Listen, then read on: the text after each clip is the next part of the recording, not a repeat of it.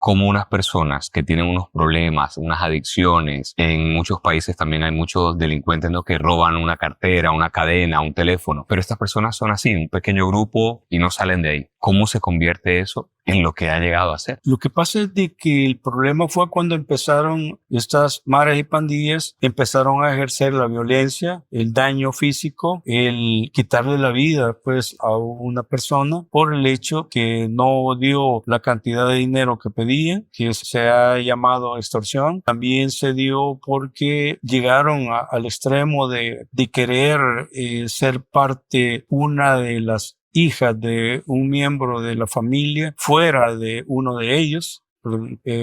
¿Cómo es eso? Es decir, una hija de alguien que uno de los miembros de la pandilla, porque como ahí hubo jerarquía. Es un grupo organizado, ¿no? Muy jerárquico. Por supuesto que sí, ¿verdad? Eso no se podía obviar en ellos. Es decir, tenían esa estructura jerárquica y eso les llevaba a el respeto, ¿verdad?, de la persona. Entonces, ese extremo, pues, ¿verdad?, de decir, y las violaciones que tuvieron, no puedo decir, no se tienen estadísticas porque eso no se dijo. O sea, a alguien, a una joven, a una niña que violaran, no lo iba a decir, no lo iba a denunciar, porque si lo iba a denunciar, el problema era que hacían desaparecido, ¿verdad?, a las personas, por un lado, y por otro lado, que a las que las hacían desaparecido, hubieron muchas, cementerios clandestinos también, que Esto no... fue ya posterior, ¿no? O sea, primero no sucedía esto y luego empezaron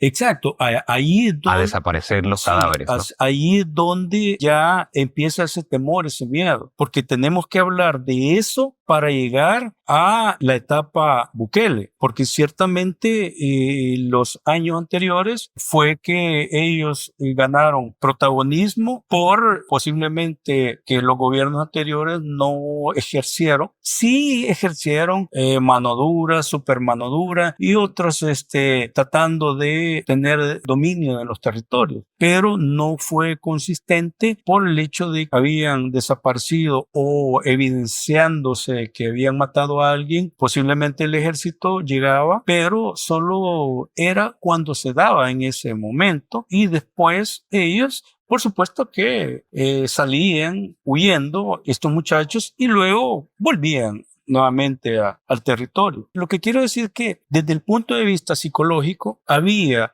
un miedo, temor que generaba inseguridad y eso llevó a los padecimientos de las alteraciones mentales y emocionales, porque la idea del conversatorio de ahora es hacer mención de que siempre hemos tenido y siempre vamos a tener problemas de una forma o de otra, pero una cosa es que tú vivas en tu casa y no puedas salir porque te han amenazado y que gente que pasaba una semana, 2 semanas, un mes sin poder salir de su casa, porque ya la amenaza había sido que si salía ya no iba a regresar. Entonces, ¿cuál era la situación? O me das tanto dinero o no puedes salir de tu casa. Correcto. ¿Y cómo escogían a las personas al azar? No, era porque empezaban haciéndoles mención de chantaje o extorsión. Mientras estaba dando, el problema es que muchas veces incrementaban. Y ya no era sostenible para la persona. No era sostenible y de repente venía ya diciembre y va a haber aguinaldo también. O sea, es decir,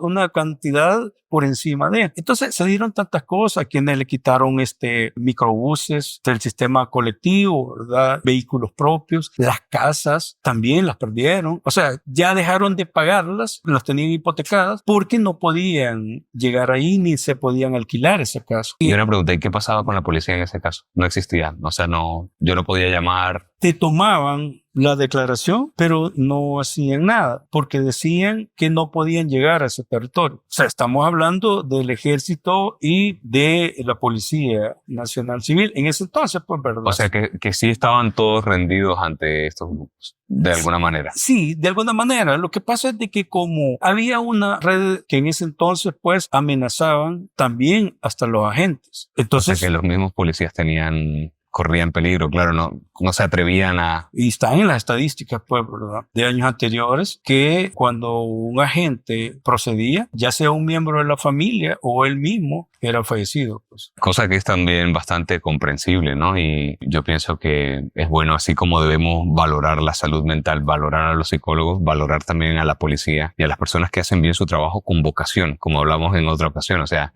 Correcto. y entender para todos los que están viendo hasta qué punto un oficial va a hacer esto si sabe que su vida corre peligro, si tiene en su casa una esposa, unos hijos. Así es, y por eso es de que sí, ya no se denunciaba. Si te ha gustado este video, regálanos un like y suscríbete a nuestro canal. Activa la campanita para que recibas más contenido como este. Gracias por mirarnos y gracias por seguirnos. Hasta pronto.